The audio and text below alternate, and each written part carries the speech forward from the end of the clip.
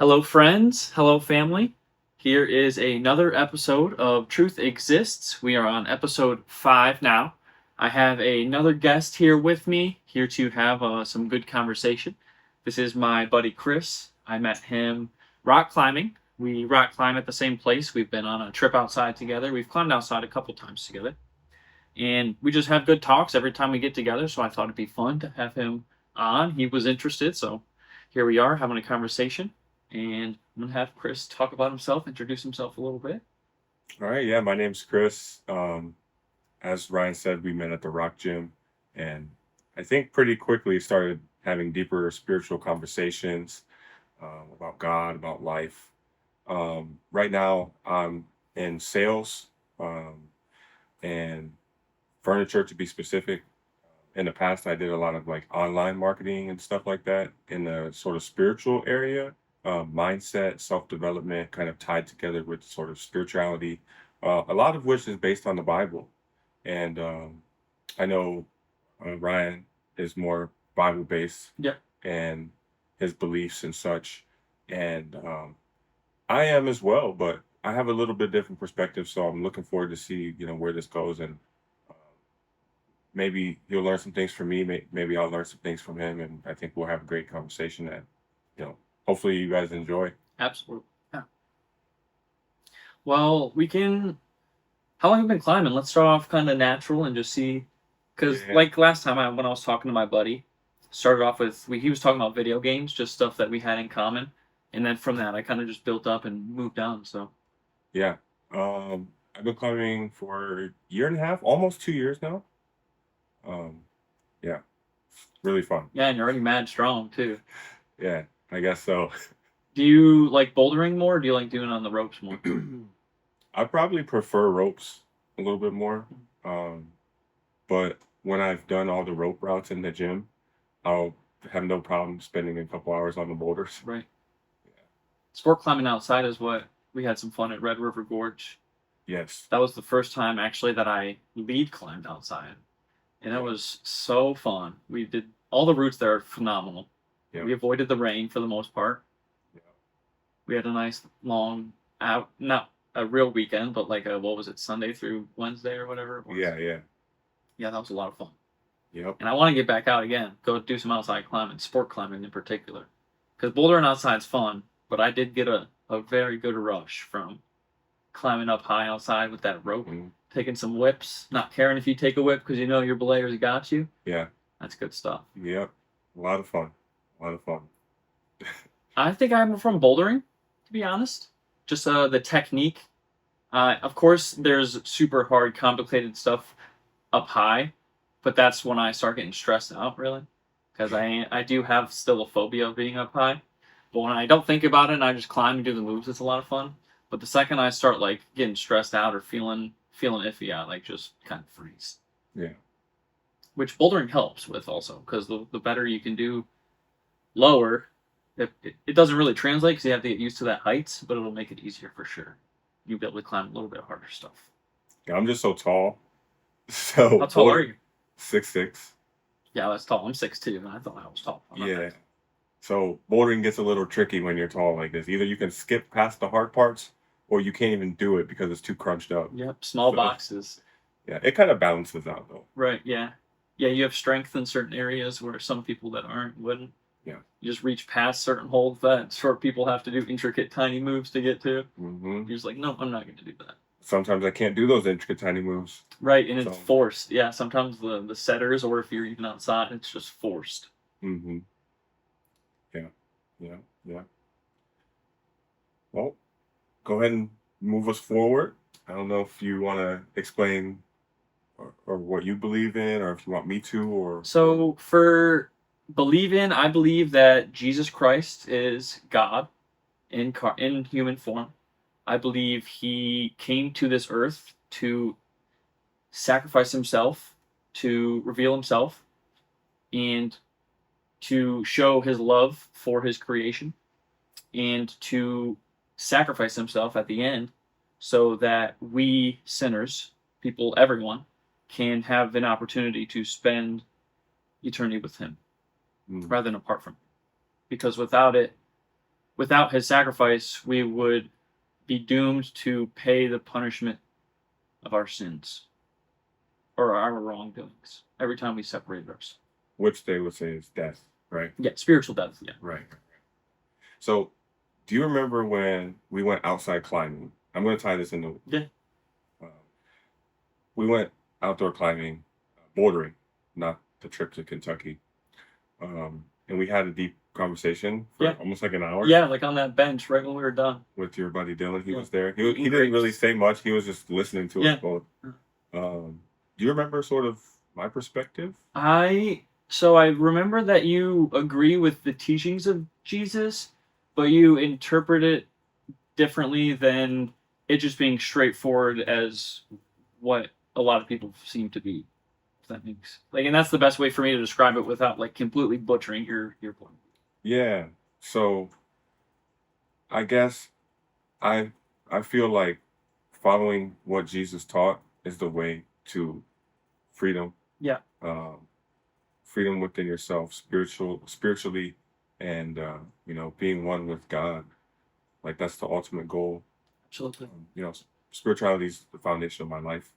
But where my belief differs a little bit is like, I guess they say if you believe in Jesus, that he died and rose from the dead and was sacrificed for our sins, Yeah. pretty much, then you will be saved and you will go to heaven and you will be with God for eternity. Um, but I lean more towards the you you have to follow what he teaches. And I know like it's impossible to be fully perfect. Right. Like everybody has sinned, everybody has fell short. But just the very I would call it almost like a dogmatic belief of like this is the only way. Believing in Jesus' death and resurrection is like the only way. Yep. It's like that's where I'm not 100% like subscribed to Right. that. So for me, it's because he lived the perfect life.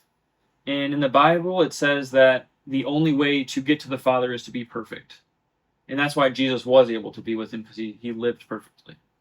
And because he lived perfectly, he was able to shed his blood and endure the wrath of the Father for us instead of us enduring it on Judgment Day. Mm. And if you don't accept the sacrifice that he made, that means you have to make the payment. Or instead of taking his payment from you, instead of Jesus or God judging Jesus, God judging himself in your place, you're having God judge you for what you've already done. And we can never, nothing that we ever do will be worthy of or get us to heaven, to be able to be with him for eternity. Mm. So believing that he is the way through his sacrifice is the only way for that to be possible. Because nothing that we do, can do, or will ever do will live up to the standards that we need to meet to be with him in heaven. Mm. So do you ever think we're put here to experience those ups and downs? I think that's a part of it. Because if we were like absolutely perfect, We'd be robots. yeah, Our iniquities are what make us who we are. yeah. So that was also designed by God. Absolutely. Be like that. Yep. I think we were originally designed to be with him because he wanted worship, and then man decided to do their own thing. So Adam and Eve just decided to do what they wanted to do rather than listen to God in the garden. Yes. Actually, when we were in Kentucky climbing, Yeah, we were talking about we were that. talking about that, and I had a perspective. So Yeah, I want to hear those. See what people have to say. of Also, like the Garden of Eden. Mhm. Yeah, I can share that. So basically, you have Adam and Eve, and then you have the tree of knowledge, and the tree of good and evil, and the snake, and God says, basically, if you eat from this tree, you will surely die, and the snake says, no, God doesn't want you to know that you will be like gods if you eat from this tree. So they eat from the tree, or Eve does, and then Adam follows. So the way that I've heard it interpreted that made more sense to me, that I felt like was more useful in my life and my spirituality, was that the tree is like your spine, actually like physical, like spinal column in your body. And the fruit is the desires, right? The desires, the emotions, the feelings that come up. And a lot of times those things get us in trouble and cause us to sin. Like, I'll go eat that bad food, or uh, go talk to that girl, or go do this X, Y, and Z with this guy. Whatever it is, it's the emotions that call us to do that. So Eve represents the emotions because she ate the fruit, and when we eat the fruit, it's like we're following our emotions, Giving another temptation. the temptation, which gets us in trouble. And Adam follows that. So the mind, it comes out of order. So the mind is supposed to be in the lead, and it's supposed to be submissive, basically, to the, or the emotions are supposed to be submissive to the mind. Yeah. So the mind is supposed to be in the lead. Yeah. But it got out of order because the emotions won. They usually do win. Yeah. And they ate the fruit, or Eve ate the fruit, representing giving into the temptation, giving into the emotions. And then what happens? You die spiritually. You become disconnected from God. Yep. God said, "Where are you?" Yeah. He knew where they were physically. Spiritually, he asked, "Where are you?" Yeah. Because that idol, that desire, that emotion became more important than God in that moment. And that separates you from him. Yeah. So rather than a historical perspective, I see it more of like a mythological story that has a deeper lesson. And like a mythological lesson can be a timeless lesson, not just like a this happened in the. Mythological in the sense that it didn't happen. Yeah. Yeah. That's kind of the stance that I take. And even if it did happen, that's fantastic. Like, I if think that's, even if it did happen, the way you interpret it it's still like a good symbolization of what I believe did happen. Like it's still what can be represented through the process. yeah. So it's like this thing happened and we can learn a great lesson from it. Yeah. But I'm like, well, if it happened or didn't happen, I don't know. I'm not. You still learn the great lesson. You still learn the lesson from Yeah. it. So some of the stories in the Bible, like Noah's Ark, the story in Genesis, uh, David and Goliath, I mean, there's so many stories that we know about. I see them more like mythological, like maybe they did happen, maybe they didn't, I don't know. Um, but there's a lesson in it. There's like a deeper, like spiritual lesson in it that Absolutely. we can take from it. And I'm sure most Christians would agree on that. Yeah. But I think some would be quick to like say I'm in trouble if I don't believe it actually happened. So for me, I don't know what your faith is in, or so I wouldn't be the one to be able to judge like where, like your faith, basically. Yeah. But for me, my faith lies in God, so I believe what He said to have been true, and I believe that it happened. But I also believe that the way you interpret it is a way that He wants us to interpret it as well. Like there's way deeper meanings inside of history Hmm. that we're supposed to, maybe not supposed to recognize, but are there for us to reflect on and become better and grow closer to God. Yeah. Yeah. Like this, like if you see it like this the spine is that tree of knowledge of good and evil, and the snake is like the electrical frequency moving up the spine that causes us to act on our emotions. You can actually see that in every area of your life. Yep. Like, that it's like the devil and the angel and the devil on your shoulders, like listening to the angel versus listening to the devil. Yep. It's kind of like that. Yep. And listening to the angel is not acting on your impulses, your fleshly desires. Yeah. Yeah. Following Christ. Like, Yep. and that's tough. And no one's It's impossible. yeah. So Jesus, I feel like he represents like the perfect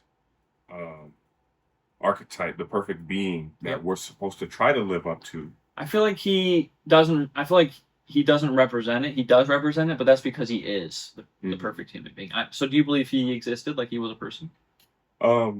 That's where we actually. I remember we were talking about this the first time. Yeah.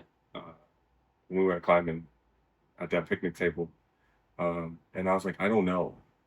Like, you have a whole group of people who say there's undeniable evidence that Jesus existed. Yeah. But then you have the other side that's the exact opposite that says there's absolutely no like undeniable proof that Jesus existed. And both sides are like solid on their stance. Yeah. So it's like, I don't know. I'm just going to take the teachings, Yeah. do my best to live by them. And I feel like the spirit of Jesus, like whatever that is, The Holy I Spirit. felt the Holy Spirit, like I've definitely felt it, Yeah. but we can go into this later in the podcast. But I've also felt it with Eastern teachings, with yogic practices, meditation practices, Mhm. with Eastern gurus from India, Yeah. or doing like a Buddhist sort of meditation, or singing a song from another culture. Like I felt it there too. Yeah. So we can go into that, but So, what's your take on knowing whether or not an experience that you have is from God or not, from an enemy of God? mm, well, it's like I feel like if it was from the enemy, then it would have some sort of side effects, some sort of negative side effects. Yep. But if it's from God, like it's just gonna be What if the negative side effects aren't visually apparent at the time? mm, The Bible says that Satan presents things as great and beautiful. Like our temptations aren't, they don't look ugly from the outside, but they separate us from God. So we think it's good and we might feel things like that. And so this is where my belief differs a little bit. So if it's not from the Bible and it makes you feel good, it's probably of the enemy. mm. And that's how I see it.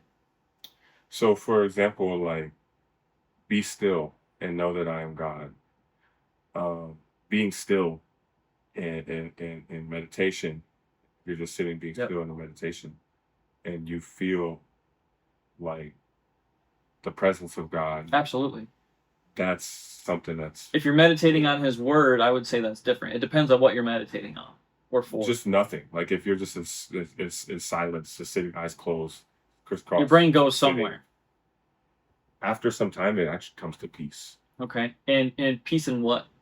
nothingness, just like no thoughts. Like, and I feel like that's the presence of God when you're beyond the thoughts. And that's another place where I kind of don't agree 100% with the Christianity and the way it's taught in the church, is because I feel like it's become a really like mental gymnastics in a way. I know that term's thrown around a lot, but it's like trying to make sense of things mentally. Yeah. Everything is a mental doctrine. It's you have to believe this and think this and pronounce this, or speak this. But the Eastern cultures is more just like be still, be quiet. Instead of accumulating more information, get rid of all the information and just be it within yourself. Um, and that's brought me a lot of peace. And trying to make sense of all the doctrine of Christianity has brought me a lot of like confusion, to be honest. Yeah. It's complicated. There's nothing really simple about it, I would say. When I Except for Jesus' teachings, I feel like they were simple, not easy, you know but what? simple. I agree. Like it's not easy to follow, but simple to understand. Like Yeah. obviously, yeah, that is what we should be doing, because he just makes it so clear. Mhm. There's things that he talks in parables a lot to, so that only his followers will understand and like be able to resonate with the stories and reflect it on with their own lives. But there's like the Sermon on the Mount is just so plain and obvious. It seems like, why isn't everyone following that? Like it's written on our hearts. I know people feel guilty when they do wrong things. But it also says your conscience can be seared. Like Absolutely. take a hot iron to it, Yeah. and you won't feel it anymore. Yeah. Yeah. So you just That's happened you to a get lot. numb to that. I mean, probably serial killers. Maybe they just hate for so long that it just builds up and it gets to a point where they kill and they just like, oh, I don't even care. That actually made me feel good because it pleases the flesh. Mhm. Temporarily. Right. Until the guilt probably starts eating you alive. So that's a good something I want to talk about also is, what would you say about people that do wrong, and like how do you atone for the things you've done wrong? Like people that have done bad things, how are they can they be forgiven, or are they forever damned? I feel like everything's a lesson, and every action there's a consequence for. So if you are ignorant, you will probably do a lot of things that are, I guess, against what God would want. Mhm. Um, Out of ignorance, like when we're young, whatever, Lie or get angry, hit someone in the face with yeah, something. or chase the girls Yeah. and, you know, steal or whatever. But it's out of ignorance because it's like you get that immediate gratification or you get that ego boost because your friends see that you're like Yep. doing something Yep. Trying to impress cool. them. Yeah. When you're in ignorance, you actually don't realize what you're doing wrong, like at all. You're like you're in darkness, and it says that in the Bible too. I can't remember exactly where right now, but it's like if you've never heard the word, then you're kind of excused from uh, like feeling the consequence entirely in that moment. But at least for me, when I heard the word, and for me it was Proverbs. I read Proverbs probably when I was like 18 or 19, and Proverbs is very clear on like, so it's the book of wisdom and understanding. So it's like, do this and this will happen, Yep. or this is wickedness and this is evil and this is good, and it, so I noticed that all the things I was doing was against God. So I was like, wait a minute, all these things I'm doing are against God. So once I read that word and then I went out and I started doing those things, then I felt the guilt.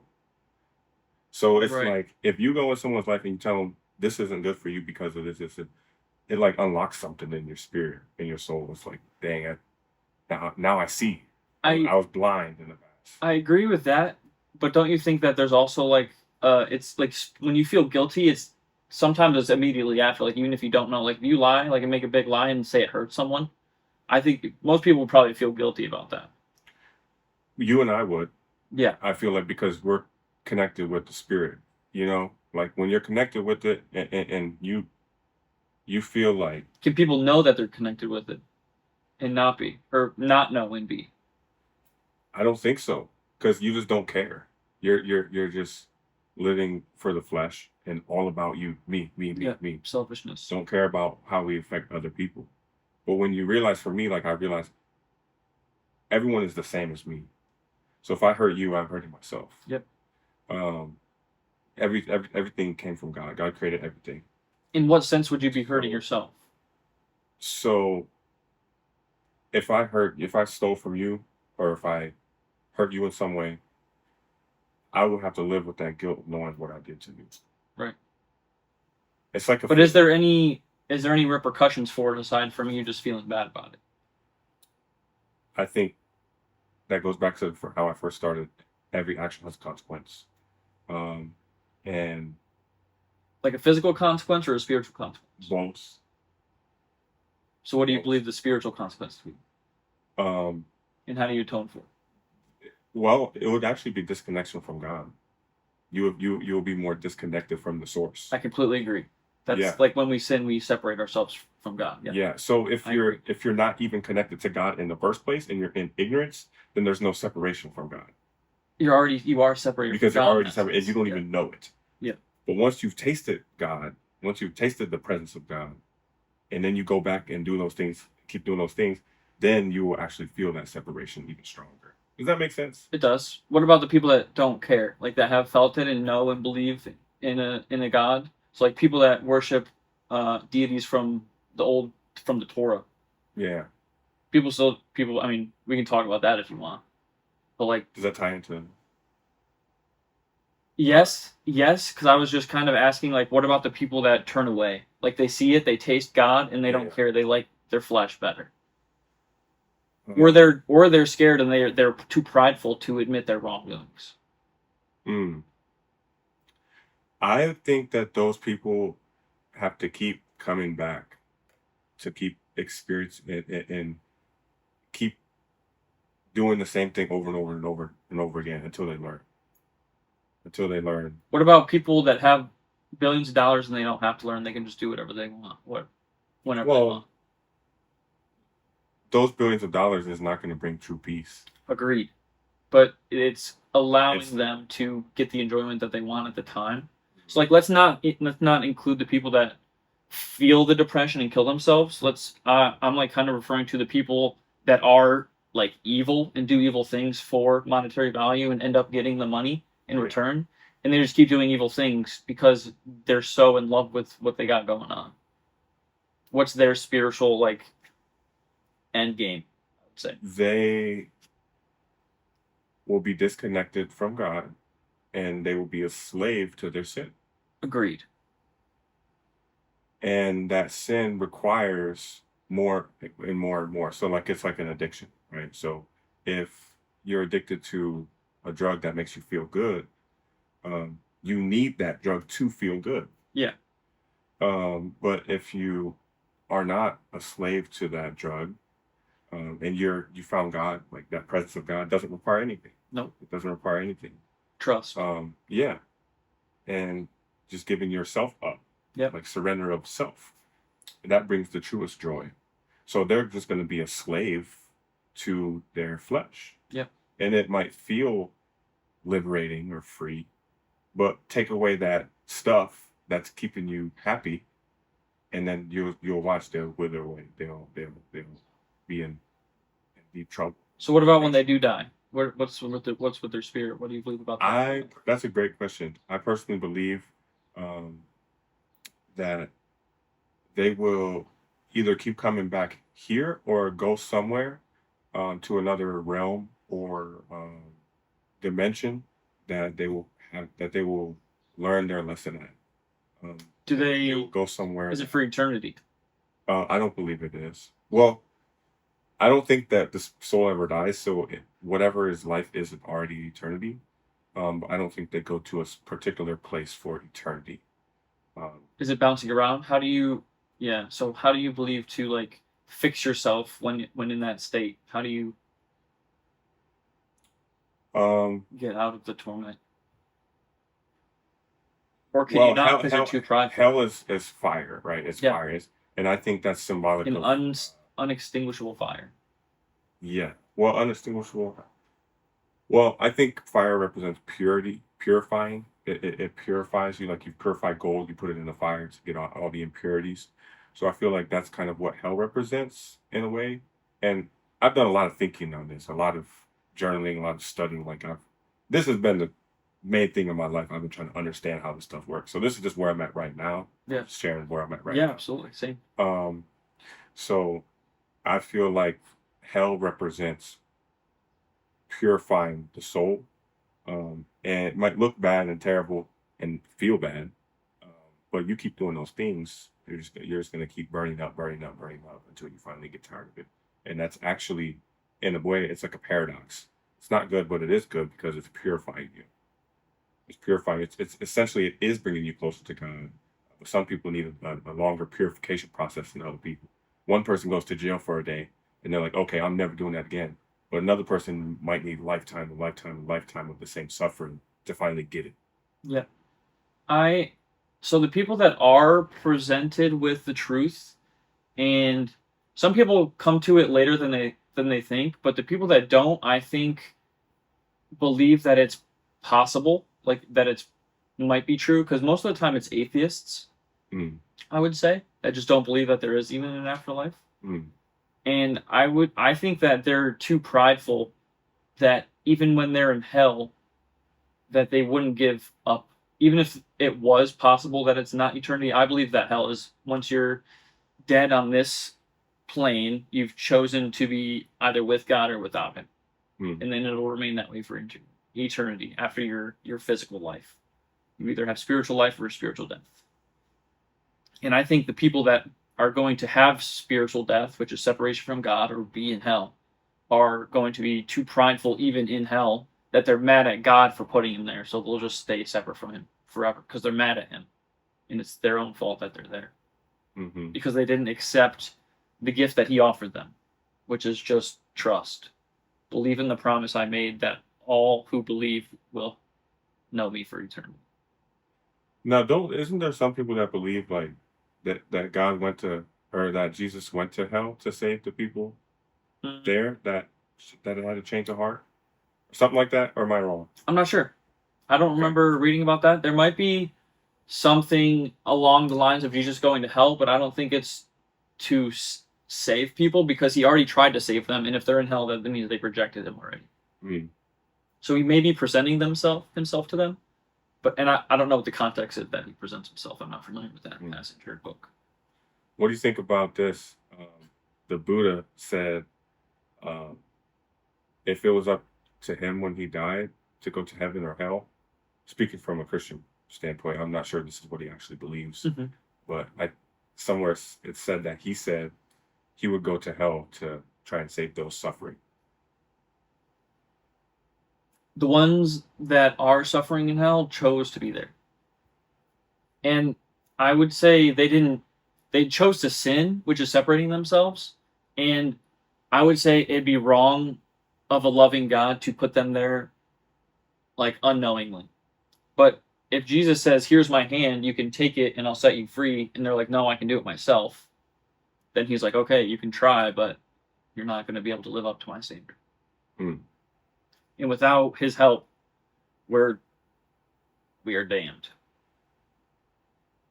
So, didn't God know that He was going to create some people that would um, reject Him? Yes, and would you say he would be loving if he was like, "Okay, I'm just not going to create you because you wouldn't follow me"? That's No. like we said earlier. That's like making robots. It's like I'm only going to make people that worship me. That's not showing love to everyone. That would be if he didn't do that.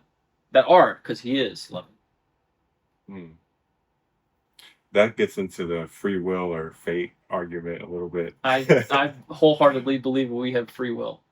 Yeah. That there is fate. Like the beginning of time and the end of time is God is outside of it, so we can see what we've already done. But that doesn't mean he's like moving the strings to make us do those things. Mm. So it's already written. If like I lean more towards everything is already written. I believe everything is already written, But but we also have a pen. Mm. Or feels like we do, and we're given that illusion to feel like we know, like that we have control. That's tough. I mean, we can't really come to a good conclusion. This has been being argued for Yeah, I mean, a lot of thousands of people. years. Yeah, But what's brought me a lot of peace in my life, and that's only where I can speak from, is from my experience, is that faith for me is accepting that everything is already written in a sense where yes, it feels like I have free will. It feels like I'm making my own choices. And I like to think that I'm making my own choices. I like to think that I have some control of my life. And I feel like I do. But ultimately, God already wrote it the way that it's going to be. And if I surrender to that and accept that, then even when things are bad, I'm still grateful. I'm still at peace. I'm still. but do you think if God did write your life from beginning to end, He would make you sin? Do you think He would make you separate yourself from Him? I feel like Yeah. the reason we separate ourselves from Him is because He gave us a pen and allows us to make these mistakes. Yeah. It's goes back to where it feels like we have control. Mm-hmm. But if you zoom out from like a 30,000 foot view or from a higher perspective, do we really? Because if God is infinite, omnipresent, omnipotent, you know, all the things, and He created everything, and He knows the beginning to the end, Yep. He's outside of it, Yep. then it would almost be limiting His power to say that He did limit. no. He did limit His power so that we can have free will. It's not limiting His power because He can intervene if He would like to, but He's choosing to limit Himself so that we can have free will. That I do believe that. Because if He, like I said, we would all just be mindless robots worshiping Him like Sims characters. Yeah. Whereas if He gives us minds and consciousness, we're able to grow and learn, like you said, learn from our mistakes. Yes, we're separating ourselves, but He loves us so much that even separating ourselves won't damn us because He sacrificed Himself for us. And that's okay. We can go into that, the sacrifice. So it seems like from the beginning of the Bible all the way through to the end that there's one main thread, and that's God requires some sort of sacrifice. In the Old Testament, it was the If I may interrupt 1 second, I Yeah. would say the main thread is faith. faith. Yeah. But we can maybe go into that, but also human sacrifice, or not human sacrifice, Animal. sacrifice. God required blood to atone for sins. Yes. Yep. That is, and from the start kind of to the end of the Bible, I think the first sacrifice was In the Garden of Eden. some people say it was in the Garden of It Eden. was. Because he got animal skins. Yep. He clothed them. Clothed them with the animal skins. Exactly. And then what was it, Noah when he got off the boat? he made a sacrifice. I mean, Abraham almost And sacrificed his own son. yeah, Cain and Abel.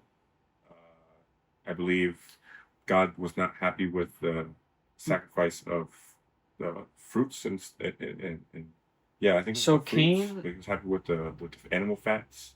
Cain was offering to God or to his father Adam or whoever he was offering to God, and he thought God was more pleased with Abel's offerings than with his, so he killed Abel. Yeah, and Abel was the one that brought the animal fats, and Cain was the one Yeah. that brought the fruits or whatever. Yeah. That's envy. That's envy taking control. Yeah, but that's also showing that God prefers That didn't show that God flesh preferred. I don't think it or showed animal. that he prefers anything. I think his what's his name? Cain's interpretation was that God didn't love him just as much when he did. No, but I'm talking about the sacrifice, the Yeah. actual substance of the sacrifice. Yeah. God preferred the animal fat over I don't. fruit. Did or it? whatever. Did it say that he favored it more, or did Oh yeah, he Cain? said he was not pleased with Cain's sacrifice. He was very pleased with Abel's, Hmm. because Abel brought the animal fats. But that's nothing like very special because all throughout the Bible, God kind of required animal sacrifice. There was Yeah, a couple. the Passover is one of my favorites.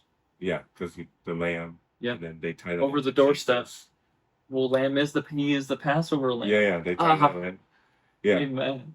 but for me, it doesn't make sense. And I try to make sense out of it, but I just can't make sense out of it. And I've asked What doesn't make pastors, sense about it? why does God require the shedding of blood to atone for sin? That doesn't make sense because if any, and I'll just keep it short, if we were born into this world with no understanding of anything, and we're just human beings, eat, drink, and go about our life. Maybe there's society and go to school, whatever. Um, it would never. I don't see how it would come to someone's mind to think that God needs s- uh, sacrifice for us to be saved. I think the only reason people believe that is because it's been programmed in our minds. Because who would naturally come to that conclusion? Where do you basically what I'm saying is where do you see that in nature? I would say you don't see it in nature. I would say it's because God told them to. And the reason they believe it is because when they were enslaved in Egypt and they were told to slay the lamb, the innocent lamb, and put the blood over their doorstep, when they did that, the people that didn't do that, their firstborn died, their firstborn son.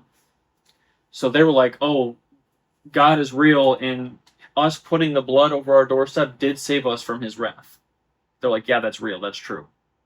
And based from oral tradition, based on people just telling the story and sharing the story through generations, that's how they know. And then Jesus saying that He is the Passover lamb means that metaphorically, if we take the blood over our doorsteps, which would be His blood that He spilled on the cross, then when God does do the Passover, the judgment, when Jesus returns, will be saved by the blood of the lamb from the Passover. And that's like the relation. So I just don't. I guess let me ask this because like believing that is one of the main themes that will get you to heaven if you believe that Jesus was the blood atonement for our sins. Yes. Um, That's the only way you can get in heaven, it says.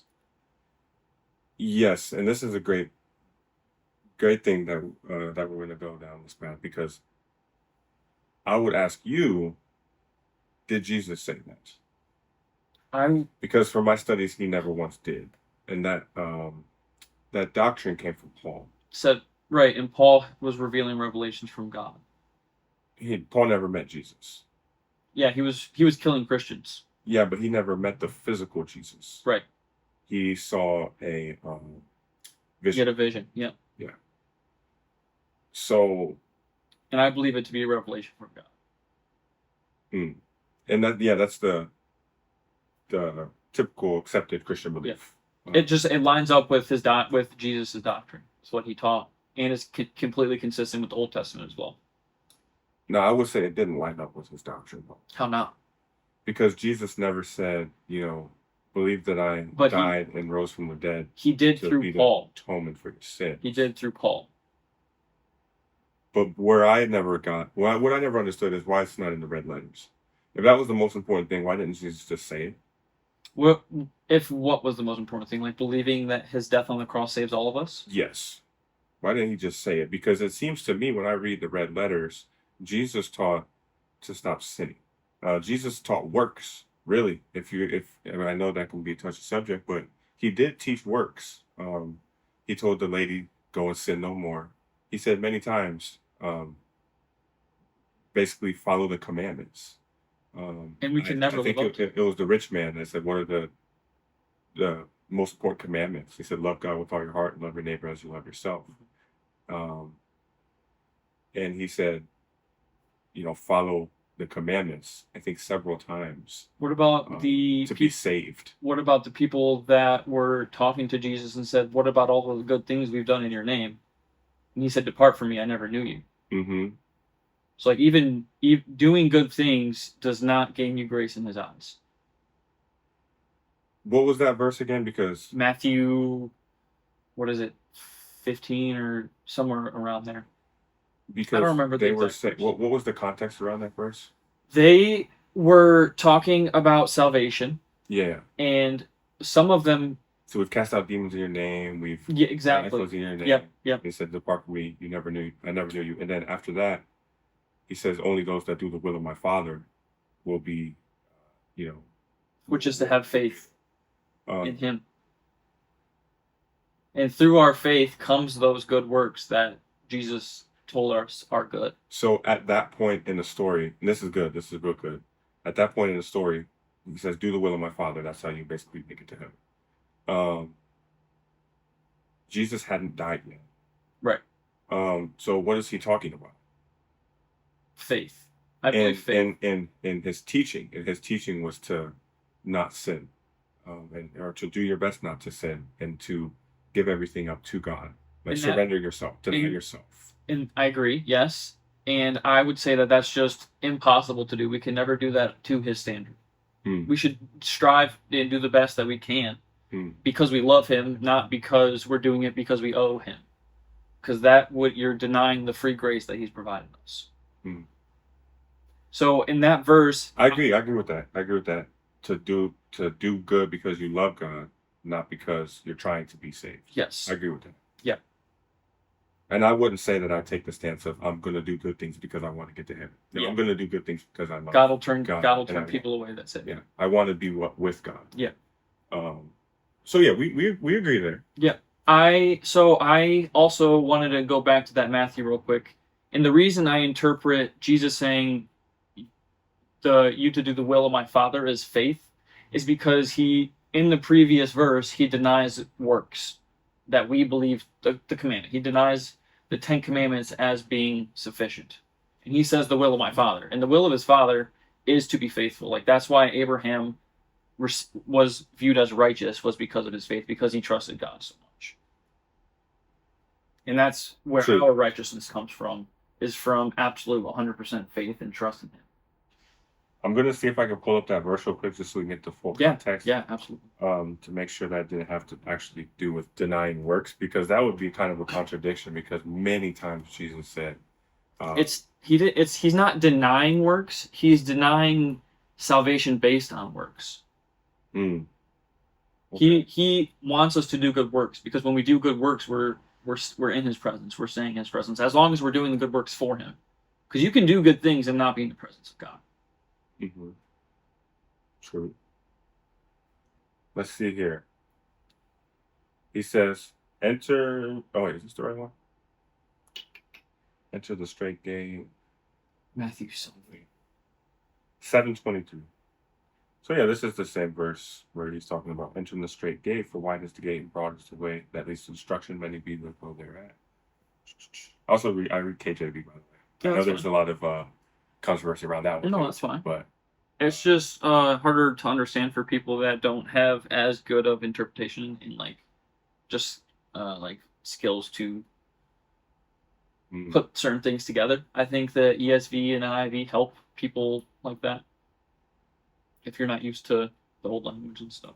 true. But there's also the NKJV, which is the newer Yeah, yeah. rendition, and it's basically the same, just with those, not all the vowels and that stuff. Yeah. So okay, I found the verse. And this is good. This is good Yeah. because right before he says, "Not everyone that says unto me, Lord, Lord, shall enter into the kingdom of heaven, but he that does the will of my Father, which is in heaven." Mhm. Many will say to me in that day, Lord, Lord, have we not prophesied in your name, and in your name have cast out devils, and in your name have done many wonderful works? Mhm. And then I will rest unto them, I never knew you, depart from me, you that work with iniquity. Therefore, whoever hears these sayings of mine and does them, I will liken him unto a wise man which built his house upon a rock. And the rain ascended, the floods came, and the winds blew and beat upon the house, and it fell not, for it was founded upon a rock. And everyone that hears of these sayings of mine and does them not shall be likened unto a foolish man who builds his house upon the sand. The rain comes and blow, Um, so I believe that's he's talking it's about faith, 100% trust in him. yeah, that's where it starts because you can't really live a righteous life or Our live a faith is, genuine life to not sin unless you do have that faith. yeah. But the verse before that, because I started at verse 21, Mhm. the verse before that, verse 20, he says, "Wherefore by their fruits you shall know them." And then he goes into not Yep. everyone that says unto me, X, Y, and then.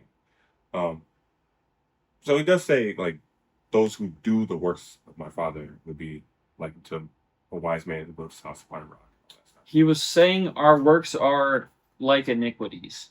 I heard him say that too, right? He says, Or works of depart from me, you iniquities. that work with iniquity." Work with iniquities. So Yeah. because of our iniquities and we're working, it's not worth it to him. But if I see it as faith, and like when we have genuine trust and faith, we will want to do those good things for him.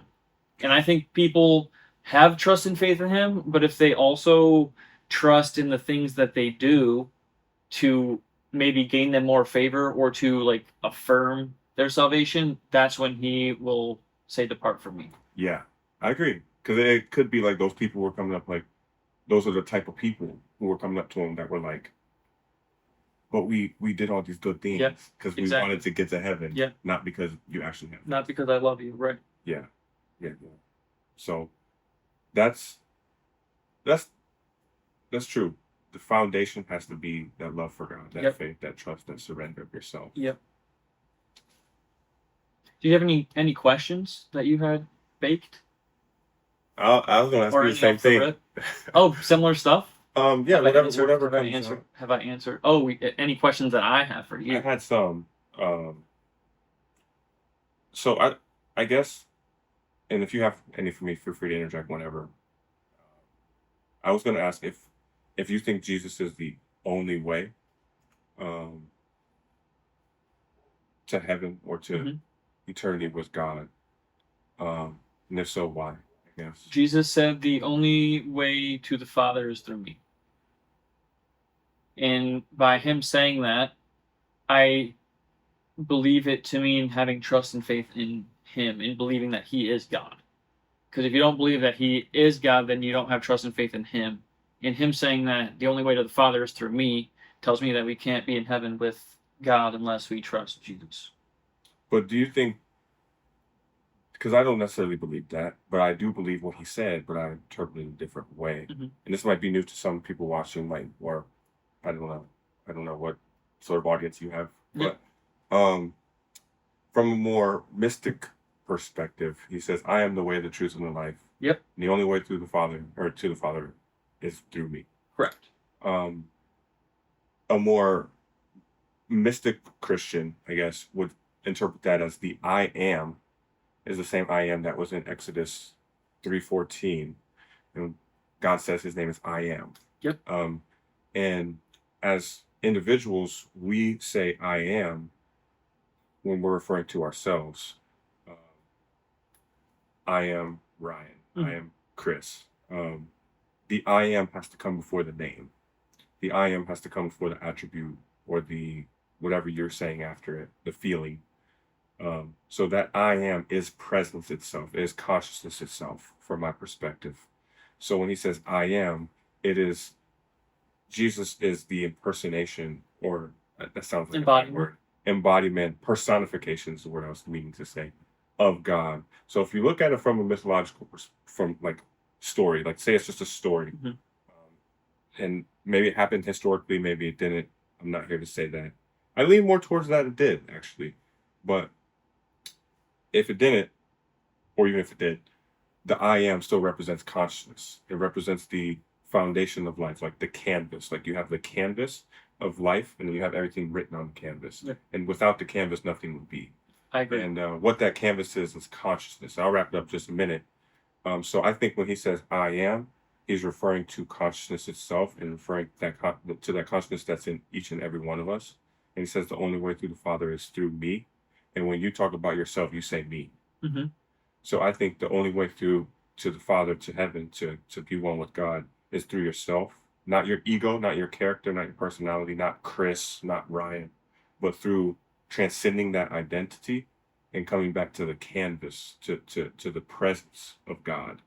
Whereas I think a Christian perspective would be more so like, no, it's this separate entity name. Yeah, he said me. I Jesus. interpret it as me, as in Jesus. That it is actually it's this Jesus character that we have to go through. And that's where our beliefs might differ a little bit. Hmm. I did want to kind of go back because you said I liked that you said the I am is the canvas, and you write on the canvas. I interpret that also back to the free will thing we were talking about. God laid out this canvas for us, and then he sprinkled his fingers on the canvas, and then all these little things started writing on the canvas, which is us. Yeah, So he laid out the canvas for us, but we're the ones drawing. yeah. I can see that. I can Yeah. see. I can't Yeah. deny it. Yeah, I can't deny it. it's in interpretation. Yeah. That's nice. There was somewhere else I wanted to go as well. Mostly, I mean, to me, the salvation thing is super important. Like you just said, like we were just talking about a second ago.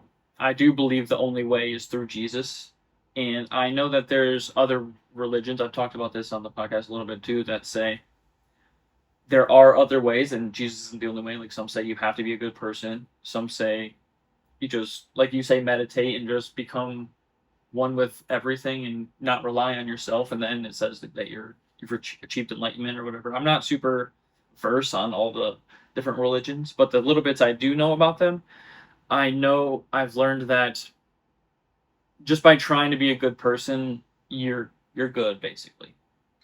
Yeah, I don't agree with that. And you don't agree with that. No, absolutely not.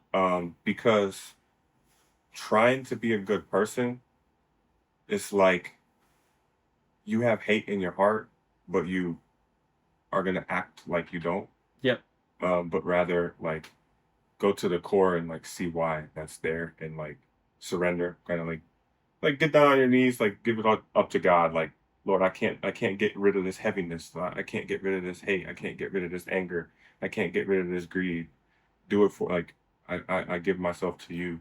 Um, that's how it's done. Yeah, with the And genuineness. with genuine uh, desire to be with God, not because you want some sort of physical Monetary reward, gain or gain, physical reward. Yep. but rather because you genuinely want freedom. Yep. And you can find people like that in all sorts of religions, and even those who don't have religions and who are just like free spiritual beings or whatever. Um, and that for a Christian, Jesus is their person that they give it all up to. For a Hindu, it might be a Devi, Krishna, Shiva, and Ganesh is one, right? Ganesh, the elephant god. Yeah. And these people don't think that like that's a separate god and like the only god. How Christians think that their God is the separate God and the only God. They see it as like it's a expression of the infinite. It's just one small expression of the infinite. And they are more drawn to that expression, whereas a Christian is more drawn to the expression of Jesus. And and even me personally, and then this is all I'll say, I'm more drawn to Jesus too. I listen to Christian music every day. Like, Oh my gosh, worship music is yeah, it fills my soul. I start tearing up because Me too, yeah. I just feel connected. It's so awesome. yes, me too. And I feel more drawn to Jesus. But I I just can't bring myself, and this is where we might differ a little bit. I just can't bring myself to say this is the only way and what all these other people are doing. And I know these people have genuine hearts because I've met them, I've had conversation with them, I sat with them. Hmm. They have the most devoted, loving heart to their God or whatever it is they believe. Um, and I can tell their heart's in the right spot. And at the end of the day, I can't judge them. God will. Um, but my heart is drawn to Jesus as well. Do you Uh, think that people can have a strong and good and like solid faith in something that isn't true, or do you think people do? um, well, who's to say what's true, what's not true? Jesus said, "I am the way, the truth, and the life." Yeah. Um, but I would again bring it to the I am is consciousness. Yeah, So everything in a sense is true. Um, I would argue that completely. 2 plus 2 does not equal 5. well, in the sense, when I Ever. say true is there's something to be gained from everything. So even if it's a lie, you can learn something from it. I agree, but That doesn't mean it's the truth to get to heaven in that context, yeah, but just true in general. Life is a paradox.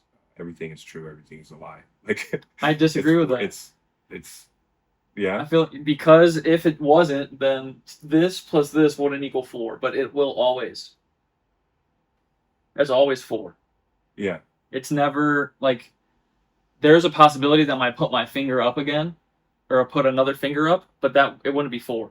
It would be 6 or it would be 5, depending. Like if you have something that's tangible, like we had 3 balls in front of us, it'll always be 3 balls unless we remove one, and then So that's it's like truth statements. but take away language. Language is a You- gift yeah, but because of just for- consciousness. It would be impossible without consciousness. exactly. But take away language from that example. If you do this and this, If you take It away just- language, it we just- wouldn't be sitting in this room.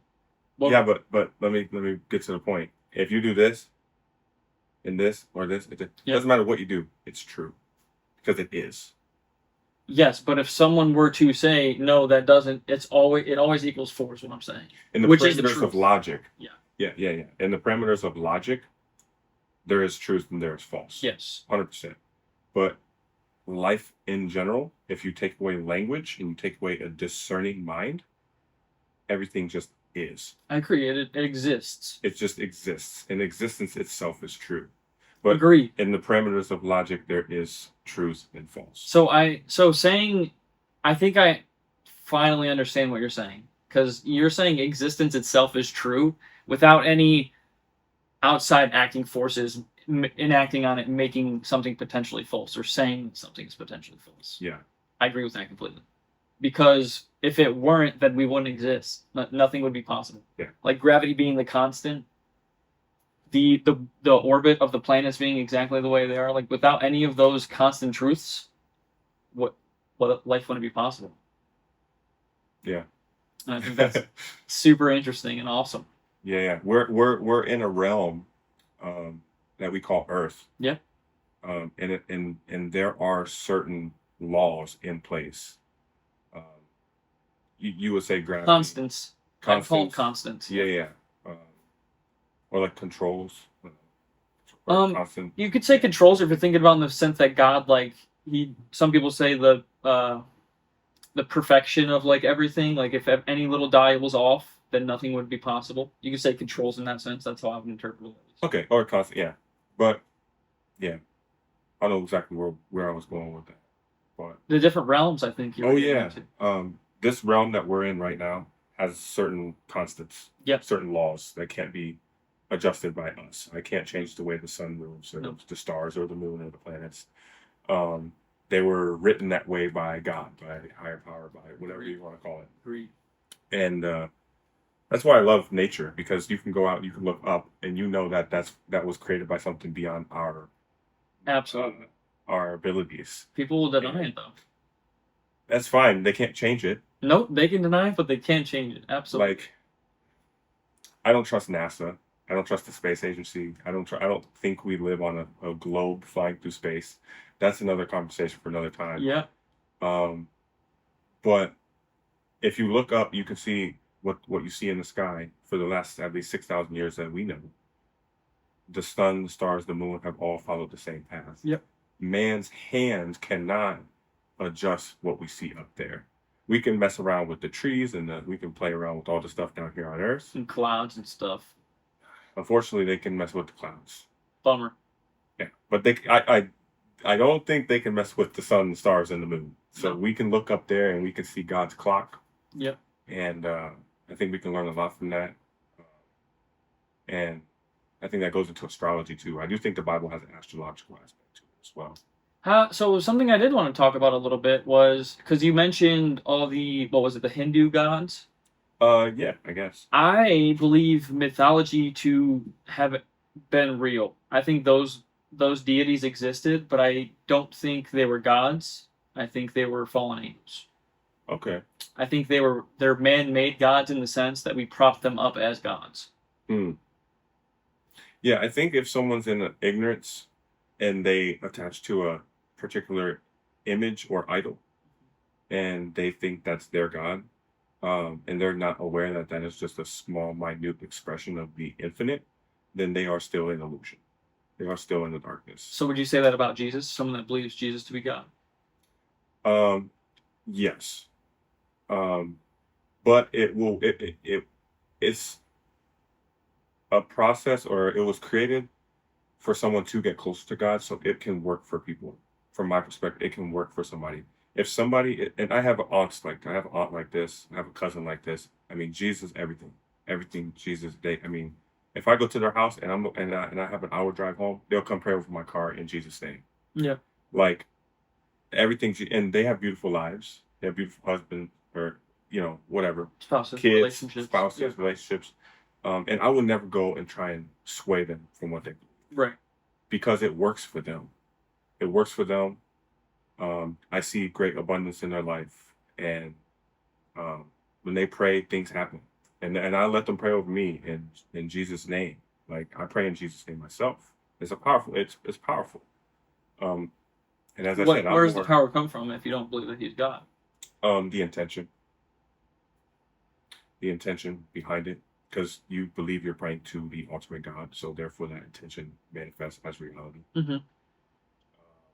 And I believe that he was a personification of that infinite source that we call God. So when you are praying to him, you are praying to God. But what I was saying was, But you don't believe if he was God in the flesh? Sounds like you almost do. and it is almost like that, but Is it because you're not sure if he existed? no, it is people need um people need stepping stones. They can't go straight to the source. Yep, God meets people where they're at. Yes. So Jesus is like, for me, is like the door. Like he's the stepping stone, and people will hold on to that as if that is the ultimate God. But when you realize that what Jesus came from, you came from as well, and you are that as well. Not your personality, not your character, not your ego, but the very essence of your being, your spirit, your breath. Breath means spirit in Hebrew and Greek. I don't think we are that. I think we're images of. Because you're kind of you're making yourself a god or propping yourself up as God. And that's why I was very specific to say that not the ego, not the character, not the personality, not the name Chris, not the name Ryan. But once you wipe that out and you come back to The the essence. that essence is God. And It's in the image of. I would say it is. You would say it is. It is a drop of God. It is not the ultimate God, but it also cannot be separated from God. Because God is I see infinite. that as the Holy Spirit being the part of God being in us. And I see what you're saying about the essence, but I don't agree that it is God. I think it's a reflection of. So we are image bearers of, and that's why we should treat everyone with respect. Because if you insult someone else, then you're doing that to God. Or if you harm someone else, you're doing that to God. You say a reflection of. Mhm. I would say an expression of. I would agree with that. I think that's similar, and I Yeah. would say it's But saying an expression is also less than what is the Almighty, Holy, Holy God. Yeah, and I think the gift of life is to experience life as an individual that feels like they're separated from God, but that separation is actually an illusion because we're actually one with God right now and always are and always have been. But the mind, discerning mind, creates the illusion that we're separate from God. And we get to experience that illusion, which in a Through sense the is a flesh? gift. Yeah, we get to experience that illusion of being a separate piece of God.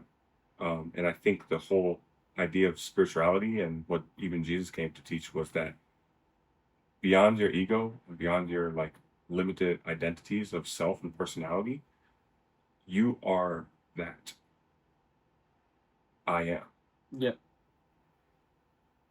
That in a nutshell is what I've come to, what my spirituality has come to be.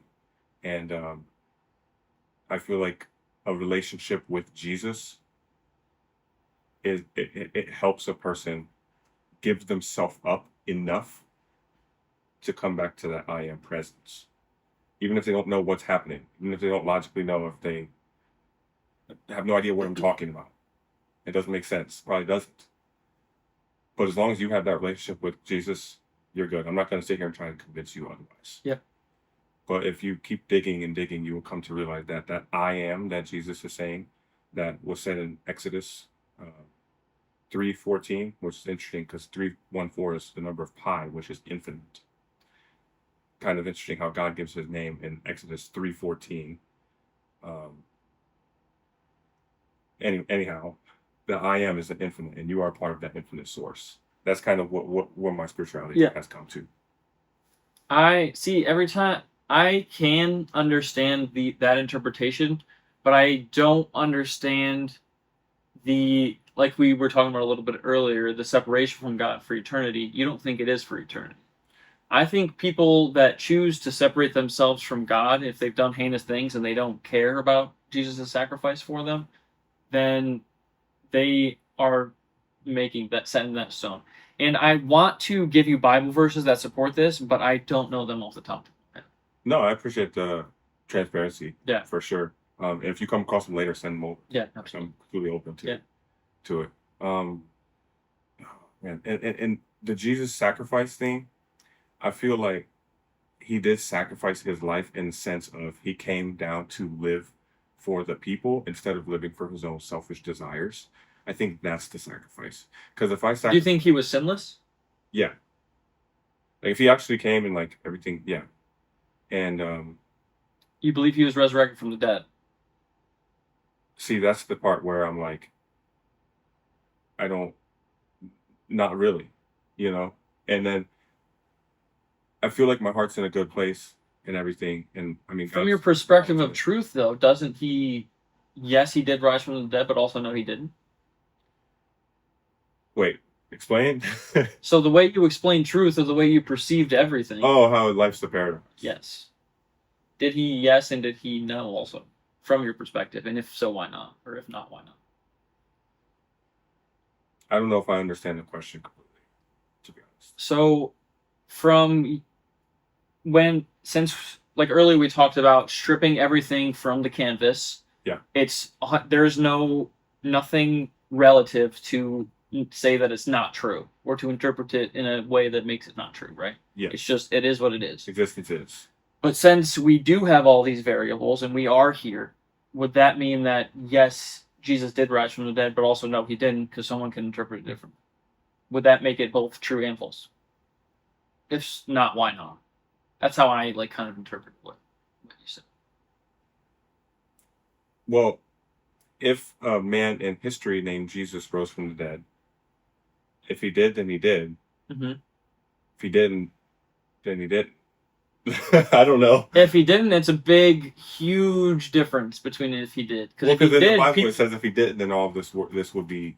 It says somewhere like if Yeah, Jesus didn't raise from the dead, then all of this would be useless. yeah, because it would be a lie. Yeah. But if he did raise from the dead, which the Bible confirms he did, then it's all true, from my perspective. But then that goes back to me saying, like, why didn't Jesus just say, like, believe that I died and will rise from the dead, and you will be saved. Why didn't Jesus say that? Paul said that. So I would rather believe Jesus, which I feel like he taught more works, and faith in him, yes, but works based salvation, like how you live your life, versus just mentally believing something, and that something being that he rose from the dead. Um, I agree 'Cause I feel that like it becomes mental. It's like, I don't know. Like, how does that save? It true. works for some people. It doesn't work for me. I never understood it. I would say it saves you because God said it would, and if you trust what He said, then Paul said it would. yeah, I understand. You don't believe Paul got a revelation from God. um, I don't believe Paul. I rather would believe what Jesus taught. So Paul said a lot of great things. Don't get me Right. wrong, but why is what did he say that contradicted with Jesus though? He said that all you have to do is um, say that Jesus rose from the dead. And what did he say? Something about pronounce it with your mouth and or proclaim it with your mouth that Jesus And believe with your heart and believe in your heart that He rose from the dead. Jesus died and rose from the dead. Yeah.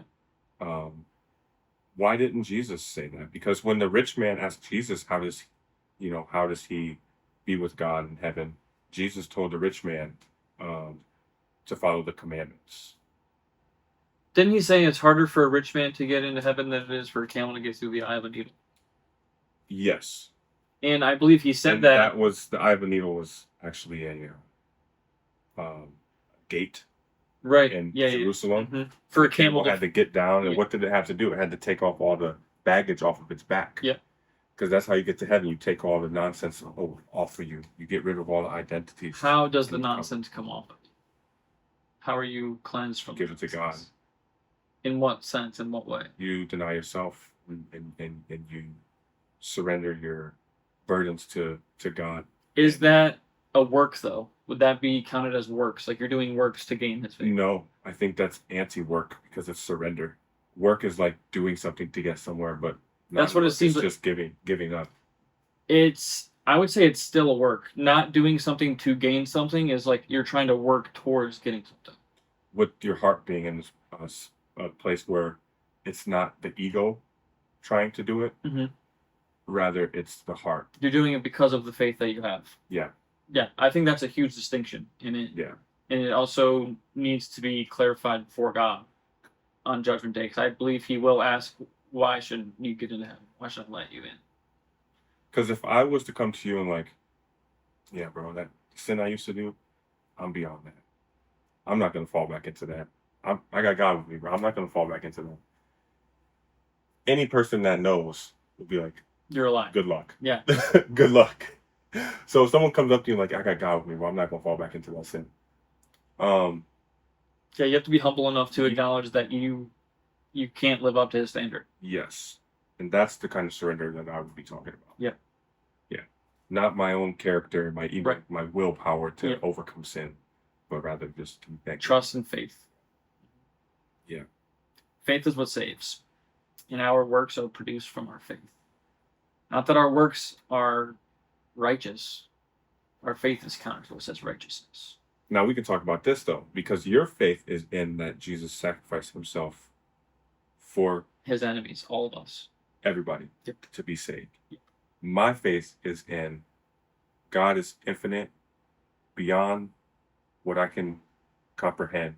I believe that He also. created me, created everybody, and life is the way it's supposed to be as long as I do my best to be one with God, and I deny myself and try to allow the higher power to guide my ways. I would say I have a problem with That's- saying "do my best," because that still implies works. I heard a quote. Actually, I just gave it to someone the other day. It's try like it is completely up to you, but pray like it is completely up to God. And that's where it's a Amen. paradox too. No, I appreciate that. Yeah, because we think we're doing something, but really it's the grace of God that's giving us Absolutely. that. Yep. So it's like this conversation. It kind of could be like a circle. It's also semantics. Like you say something and I kind of misinterpret it a little bit. So that's my apologies also. So I'm not trying to like put words in your mouth if that's not what you're saying. So, No, it's good. It's all good. It's good to help each other understand yeah, for sure. absolutely. And I like having a conversation like this when it's not like a negative disagreement, Yeah. bad energy. Start get beefing for Yeah. no reason, just because we disagree about something. It's not that deep. I mean, I would say it is that deep for me, just because I do believe that if faith isn't in Jesus' sacrifice, then we have to get to heaven by our own doing, and that's impossible for everyone. Mhm. So I would say it's serious in that sense, but I will never disrespect or diminish someone or bring them down for not putting their trust or faith in the same thing that I want trust or faith in. Yeah, and what I've told a lot of people that I've had this conversation with, some conversations went just as smooth, others not as smooth. Um, I've had people tell me, "Oh well, since you don't believe that Jesus rose from the dead, you're not going to get to heaven, bro. This is serious. Like that, you're not going." to And I do you might believe be, that. yeah, and but like that. What I've told people that have told me that, and I've asked pastors actually, this specific situation I'm thinking in my head was with a youth pastor, or not youth pastor. I mean, Like a youth regular. pastor to Yeah. 20-year-old, 18 to. Was it just like what kind of church was it? It's called Grace Church. Oh, I've heard of Grace. Yeah. They're in like the Akron, Ohio area. Yeah.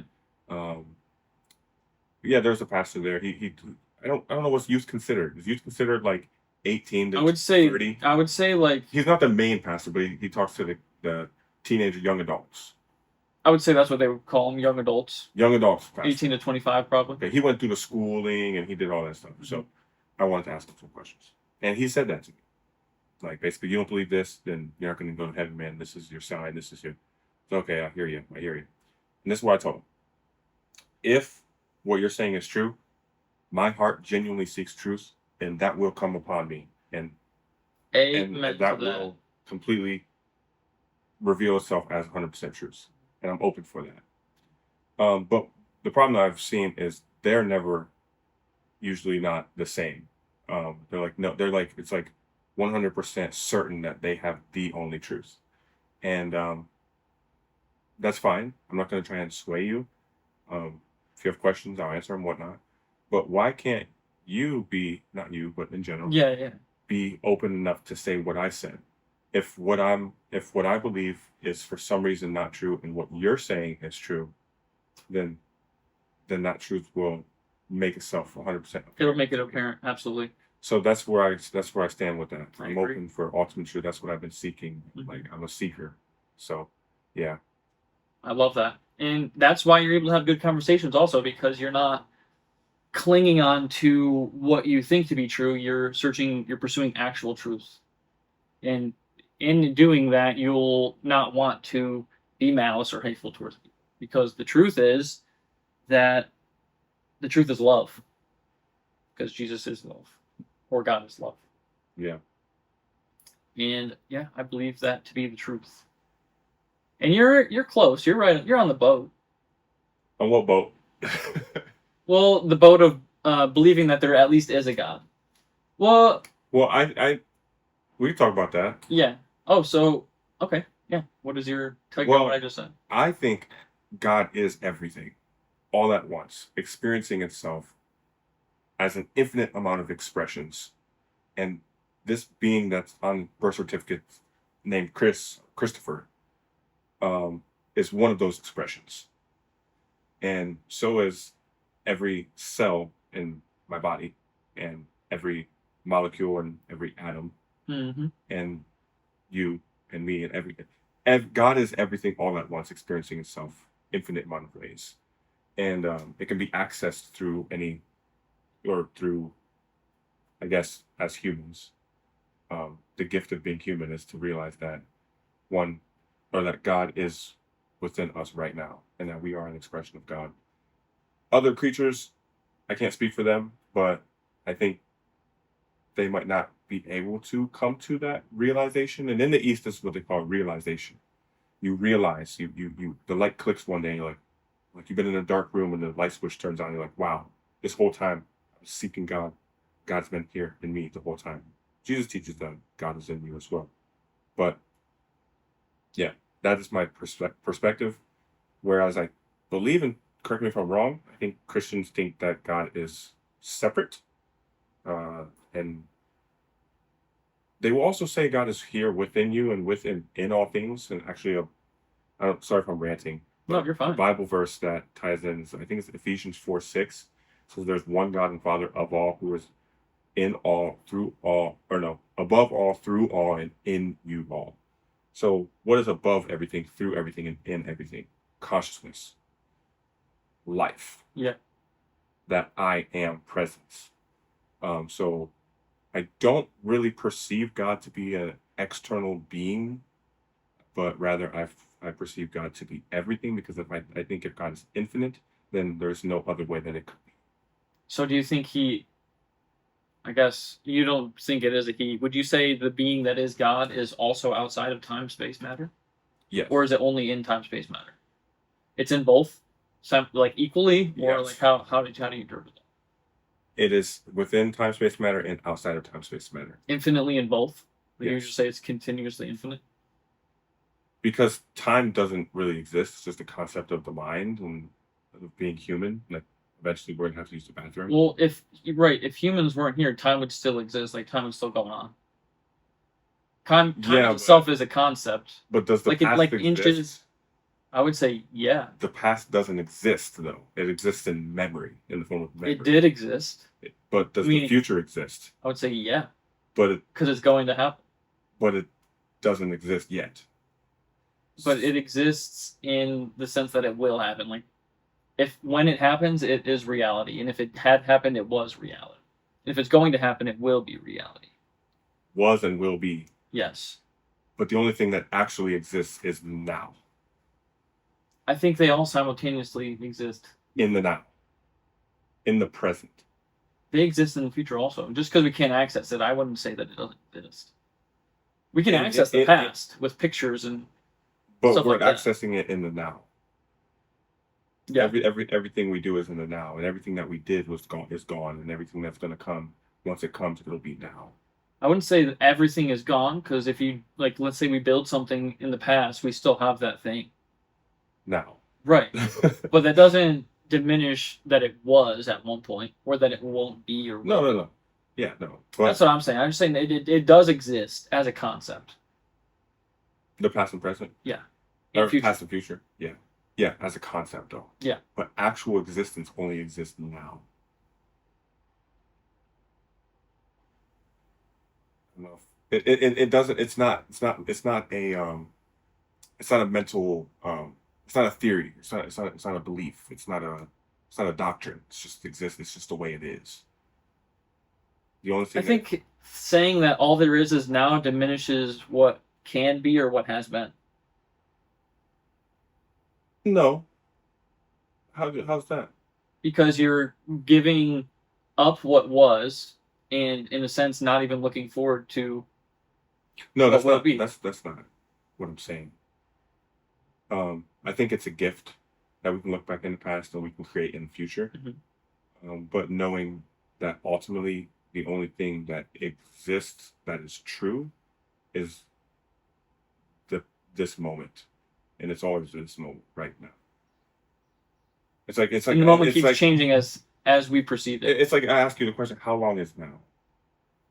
Now only exists. I mean, how? In what context? What is Like now? just if I ask you, like, and whoever's listening, like, how long is now? Like, just don't answer it. Like, don't answer. Just like be with that question for a minute. How long is now?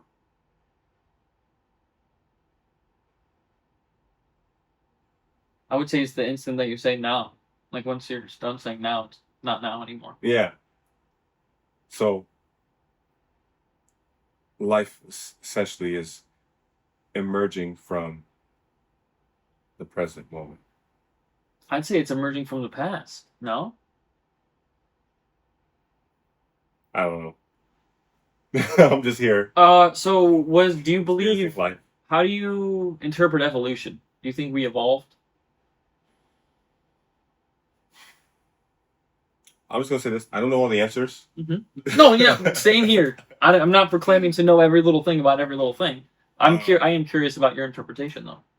okay, what was the question again? Evolution. Evolution. I think the soul evolves. Um, I think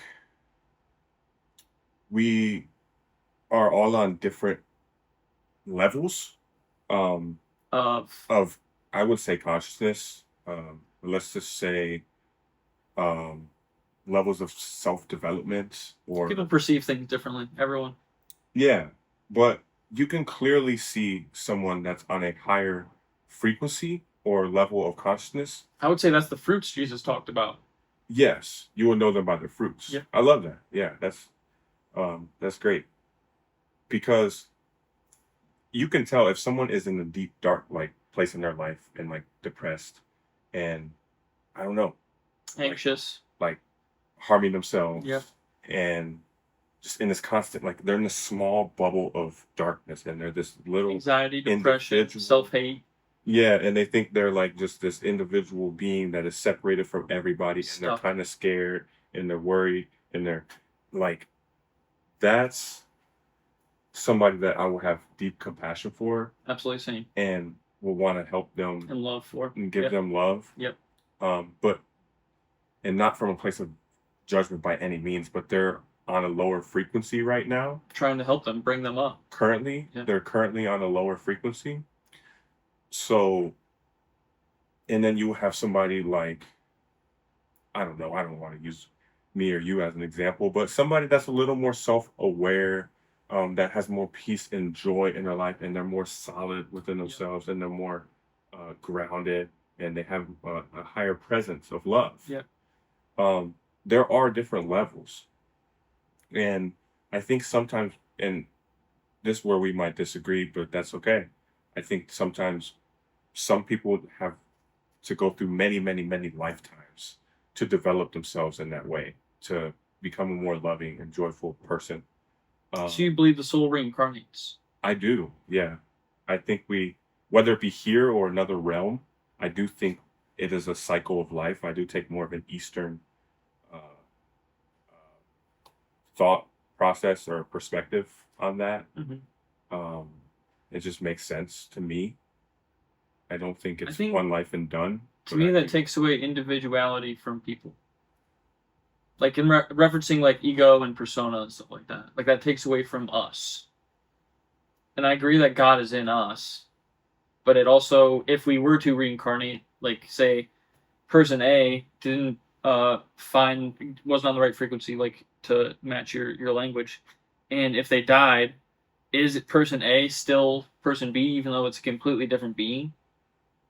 I mean, that's person it. B, the next birth. Yeah, or whatever. the rebirth. Yeah, it's the same soul, but it might be in a different body. I feel like that takes away from the individuality of each person. I don't. I think they're just they're in a new body, in a new environment that is tailored to what they need on their soul's journey of evolution. You could say, to tie into your original question. So When I said evolution, I was talking about like biologically, yeah, I guess I was thinking more soul evolution. like growth, spiritual growth. Yeah, that's the evolution I was thinking Yeah. about.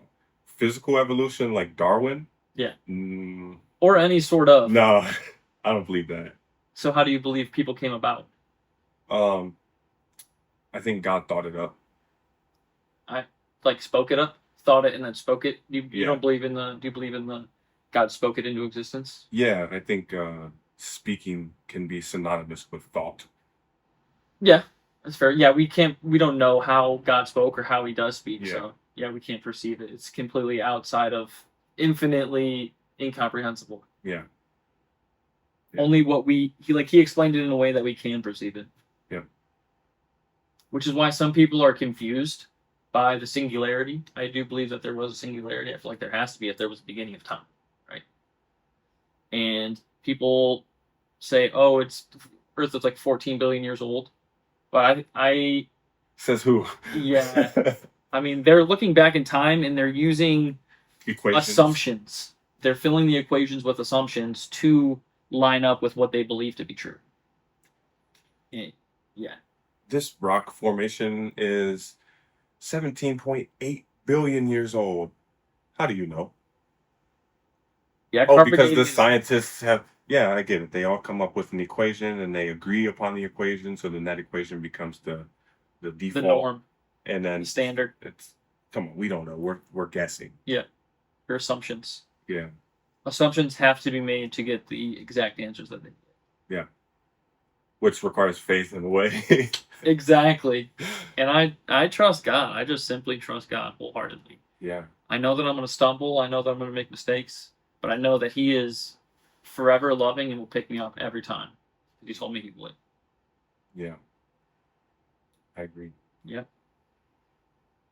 I think. What about aliens? Do you believe in aliens?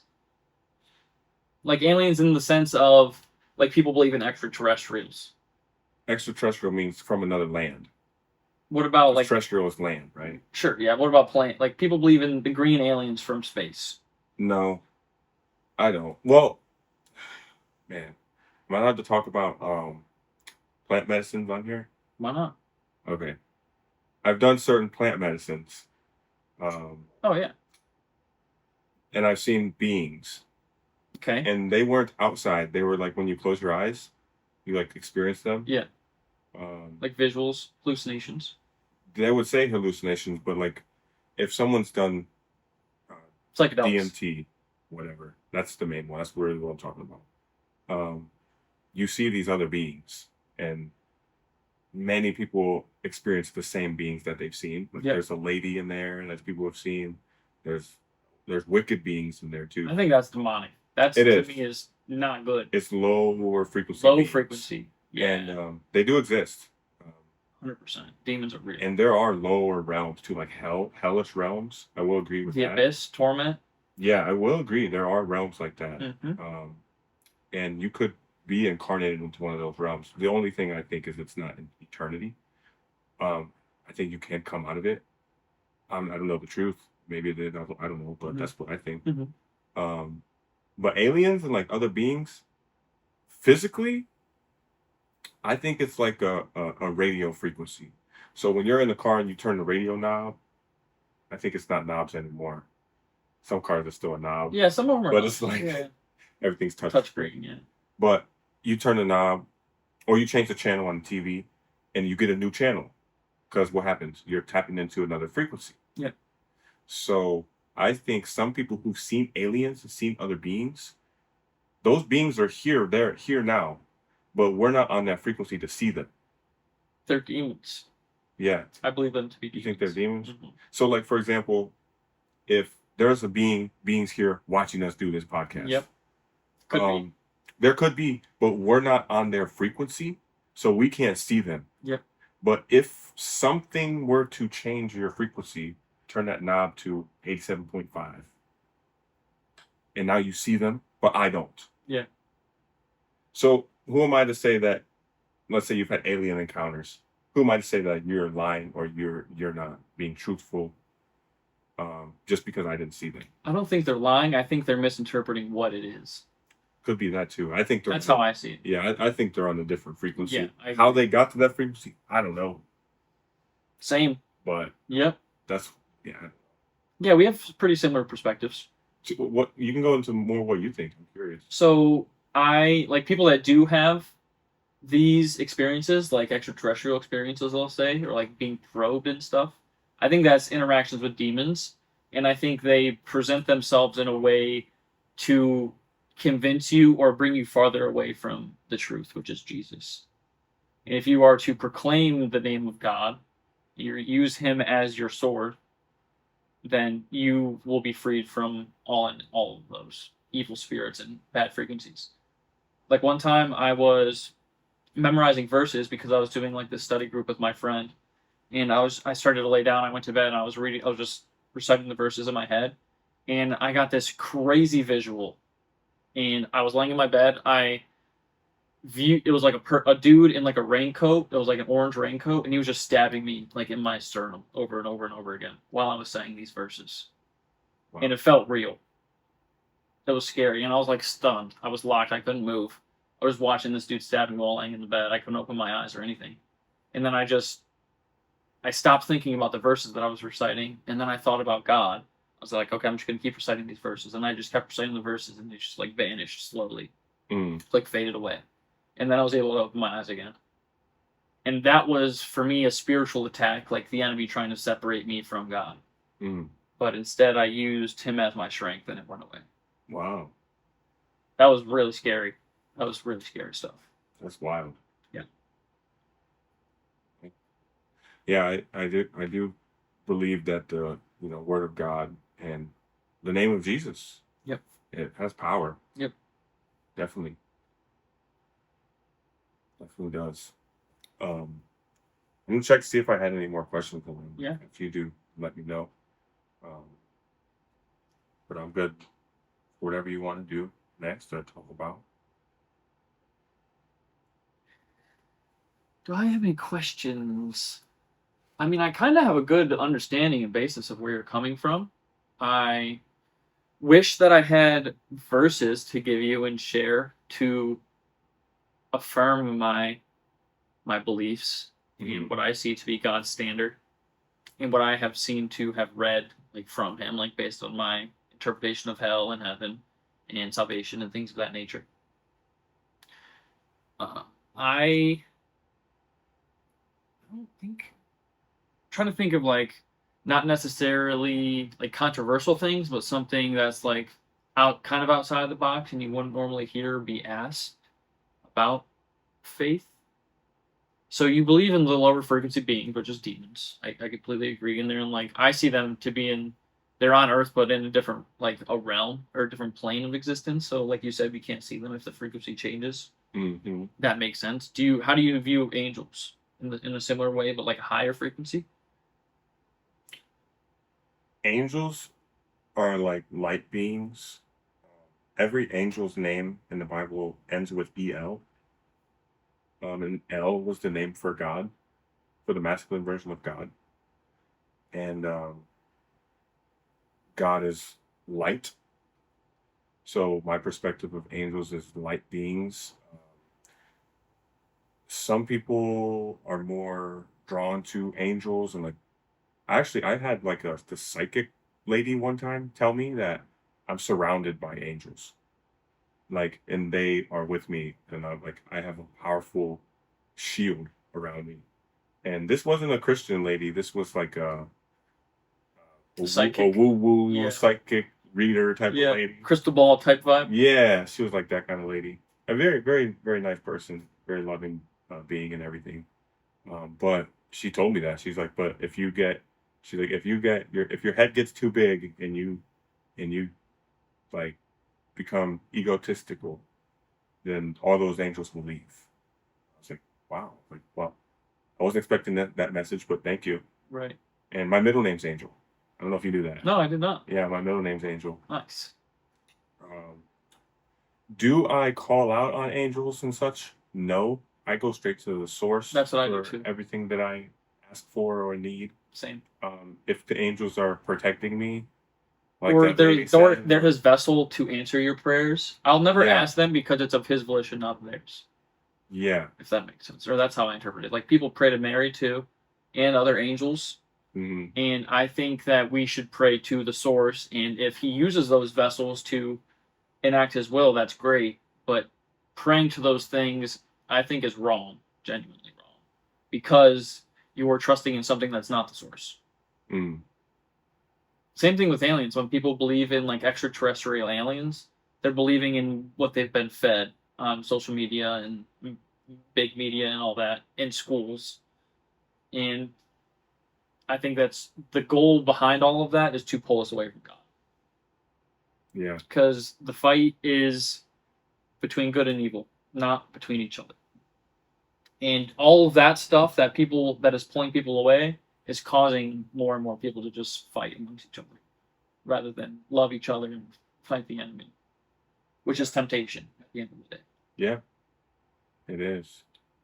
So all we can do really is focus on ourselves and try to Yeah. overcome that temptation within. Yeah. And By the Yeah. grace of God. yeah, by the grace of God, and then and try to help others. Yep. And plant seeds Absolutely. as we go through our day-to-day life. Yeah. I think I have a water if you need one. Sure. Thank you, sir. You're welcome. I hope whoever's watching, if you've made it this far, Yeah, drop a comment, let us, I guess, right? Yeah. Let us know what you think. absolutely. If anything to add, or if I messed anything up, like if I'm speaking outside of what the Bible actually says, or if I've said something and you guys know what the verses are that back me up or that contradict me, please share them so that I can grow and learn and continue to be closer with the source. Yeah. Share it, like it, comment it, subscribe it, all the things. All the things. Yeah. Well, I think it's been a great conversation. I Yeah. don't know if you're wanting to wrap up or if you have Yeah. anything else on your mind. Yeah, we can wrap up, go do our climbing. Yeah, we're gonna go do some rock climbing. Climb some plastic rocks in the gym. Even though it is pretty nice out, I think it's wet. It's so wet from all the snow melting and stuff. Yeah. But yeah, I'm excited to have a good climbing sesh. Thanks for yapping with me here. It has been a pleasure. And It has. yeah, until next time, it doesn't have to be the last time. I mean, if you ever have a good conversation, or if I ever have something that comes up and I think of you, maybe I can have you on again if you're interested. Yeah, if you want to go deeper on any topics. Yeah. For sure. Absolutely. Yeah, this was it was pretty surface level, but still like really good, like foundational talks. You think it was surface level?